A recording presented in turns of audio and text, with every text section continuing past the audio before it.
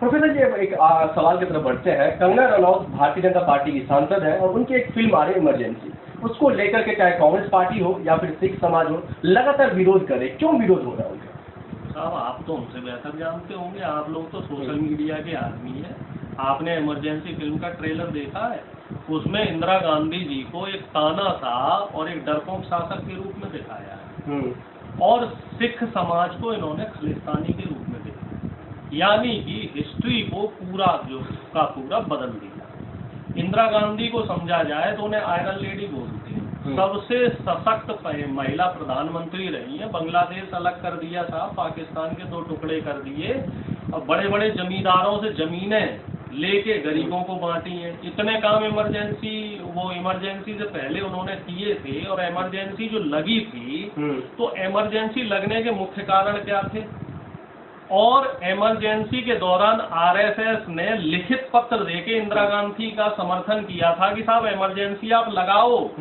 वो बात भी फिल्म में दिखाई जानी चाहिए थी। अधूरा सच आप दिखा रहे हो, तो इस वजह से कंगना दीदी की आलोचना हो रही है। और मैं आपसे कह रहा हूँ, पहले दिन ही ये फिल्म फ्लॉप हो जाएगी। जैसे जयललिता को लेके जो फिल्म इन्होंने बनाई थी कंगना दीदी ने, और वो फिल्म फ्लॉप हो गई। आप अगर बाइस्ड होके फिल्म बनाओगे, आप किसी की छवि को धूमिल करके फिल्म बनाओगे, आप किसी का नाम खराब करके कोई फिल्म बनाओगे। एक एक्सीडेंटल प्राइम मिनिस्टर भी फिल्म आई थी, उसमें मनमोहन सिंह जी की छवि को खराब करने की कोशिश की गई थी। एक विवेक ओबराय ने नरेंद्र मोदी के ऊपर फिल्म बनाई थी। क्या हुआ उन फिल्मों का? अरे फिल्मों में आप हकीकत दिखाओगे तो फिल्म चलेगी, और फिल्मों में अगर आप परोसोगे फिल्म नहीं चलेगी। अगर इतिहास से छेड़छाड़ हो रही है, अगर इतिहास को गलत तरीके से पेश किया जा रहा है, ये काम तो सेंसर बोर्ड का है ना, जो बैन करे या फिर मूवी लॉन्च ना होने दे, या फिर कांग्रेस पार्टी का और किसी और अन्य दल का है। देखो साहब, ऐसा है, सेंसर बोर्ड सरकार के हिसाब से चलता है। सेंसर बोर्ड के जो अभी चेयरमैन है वो गजेंद्र चौहान है, बीजेपी के नेता हैं, और उनके खिलाफ पूरी बॉलीवुड इंडस्ट्री ने स्ट्राइक भी करी थी, धरना भी दिया था, विरोध प्रदर्शन भी किए थे। मोदी जी को और गृह मंत्रालय को चिट्ठी भी लिखी थी कि गजेंद्र चौहान जो है वो 22 के फिल्मों का जो सर्टिफिकेट है वो देते हैं, लेकिन सरकार ने नहीं सुना। आप समझिए कि जो फिल्म जगत है, इसको भी ये लोग स्वतंत्र रूप से काम नहीं करने दे रहे हैं। यहाँ भी लॉबिंग हो रही है, और इसी का कारण है कि फिल्म जगत का जो फिल्म इंडस्ट्री का जो बिजनेस है वो पूरी तरीके से प्रभावित हुआ है। देखिए, फिल्म जो है, फिल्म में समाज का एक आईना और सच दिखाया जाता है, और इसको फ्री छोड़ना चाहिए। सरकार को डरना नहीं चाहिए कि आपकी आलोचना हो रही है या आपकी बुराई हो रही है। अब इन लोगों ने क्या किया है, कवियों को और फिल्म के अभिनेताओं को, इनको भी 22 बना दिया है। अक्षय कुमार, बताओ, इनका इंटरव्यू लेते हैं, जाके पूछते हैं साहब आप आम काट के चूस के खाते हैं कि छील के खाते हैं कि साबुत निकल जाते हैं? ये सवाल होने चाहिए भैया। वहाँ तो स्वस्थ एक तरीके से सवाल होना चाहिए। और हम तो वो दौर भी देखते थे कि जब कांग्रेस की सरकार थी और फिल्मी अभिनेता खुल के सरकार से सवाल करते थे। अमिताभ बच्चन जैसे जो महानायक है वो खुल के सरकार से सवाल करते थे। इसके अलावा मिमिक्री हुआ करती थी कांग्रेस के नेताओं की। कांग्रेस के नेताओं की मंच से खुल के आलोचनाएं होती थी, और फिल्म में, कई फिल्मों में जो कांग्रेस की वाकई जो खामियां थी वो दिखाई जाती थी, और हम उसको स्वीकार करते थे। लेकिन बीजेपी के लोग डरते क्यों हैं? और कंगना दीदी तो क्या बोलती है साल 2014 के बाद देश आजाद हुआ, उससे पहले जो है हम आर्थिक रूप से गुलाम थे।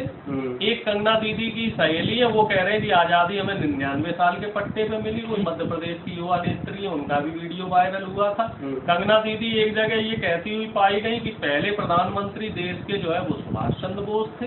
बताओ, उन्हें इतिहास की जानकारी नहीं, उन्हें भूगोल की जानकारी नहीं, उन्हें नागरिक शास्त्र की जानकारी नहीं, उन्हें कोई जानकारी नहीं, और वो पहुंच गई संसद में। अब तो मंडी की जनता माथा पीट रही होगी कि हमने कैसा जो मूर्ख नेता है उसको संसद में पहुंचा दिया था, क्योंकि उनको पता ही नहीं रहता क्या बोलना क्या नहीं बोलना। अब कंगना दीदी कह रही कि मंडी की में जो हमसे मिलना चाह रहा है वो पहले आधार कार्ड लेके आए। बताओ, जाति, नाम और धर्म देख के आप साफ बात करोगे? आप लोगों के काम ऐसे करोगे? इतना जो है भेदभाव करके काम करोगे? प्रोफेसर जी, एक आखिरी सवाल मैं आपसे लेना चाहता हूँ। कंगना रनौत का विरोध हो रहा है, या तो भारतीय जनता पार्टी की सांसद भी है और उन्होंने इमरजेंसी में मूवी बनाई है, तो क्या उनका विरोध भारतीय जनता पार्टी के सांसद की वजह से हो रही है, या फिर वो वाकई इमरजेंसी पर गलत तरीके से पेश कर किया जा रहा है इसलिए हो रही है? आपको क्या लगता है? देखिए बीजेपी के तो और भी तमाम सांसद हैं, लेकिन कुछ सांसद ऐसे हैं नितिन गडकरी जैसे जिनकी तारीफ होती है, जो सच को सच बोलते हैं, झूठ को झूठ बोलते हैं। अटल बिहारी वाजपेयी जी तो बीजेपी के इतने बड़े नेता रहे, कभी उनकी निंदा हुई? क्योंकि वो राजनीति के हिसाब से करते थे, बदले के भाव से नहीं करते थे। स्मृति ईरानी जी का क्या हुआ आपने देखा ना, इस बार हार गई कि नहीं हार गई? तो जो राजनेता है वो राजनीति के हिसाब से करेगा तो उसका विरोध नहीं होगा। आप जो है साहब इमरजेंसी फिल्म आपने तोड़ मरोड़ के प्रस्तुत करी, आपने सिख समाज को खालिस्तानी बताया, और सिख समाज का आपने इतिहास देखा है। अगर आज़ादी के फ्रीडम फाइटर की बात होती है तो आप हमें बताओ, सबसे पहले हम फ्रीडम फाइटर में किसका नाम जानते हैं? किसका नाम? और वो किस कम्युनिटी से थे? सिख कम्युनिटी से थे। मतलब आप भगत सिंह को खालिस्तानी बता रहे हो? तो यही वजह तो नहीं है जो एफआर भगत इससे पहले चले जाओ तो सबसे बढ़िया दुआ आपने सुना होगा, सबसे प्रसिद्ध दुआ, 1.25 लाख से एक लड़ाऊं, चिड़ियन से मैं बाज उड़ाऊं, तब गोविंद सिंह नाम कहूं। कौन थे वो?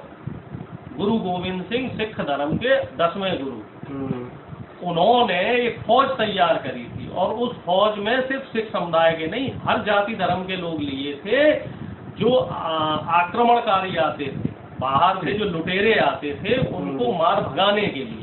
तो इतना गौरवमय इतिहास है सिख समाज का, और आप उसकी छवि धूमिल कर रहे हैं, उसे खालिस्तानी आतंकवादी बता रहे हैं। कंगना दीदी का जो विरोध हो रहा है वो सिर्फ और सिर्फ इस वजह से हो रहा है क्योंकि वो समाज को और कांग्रेस की नेता हमारी इंदिरा गांधी जी का, इनकी इमेज को खराब कर रही है, इनके चरित्र का हनन कर रही है। ठीक, बहुत शुक्रिया।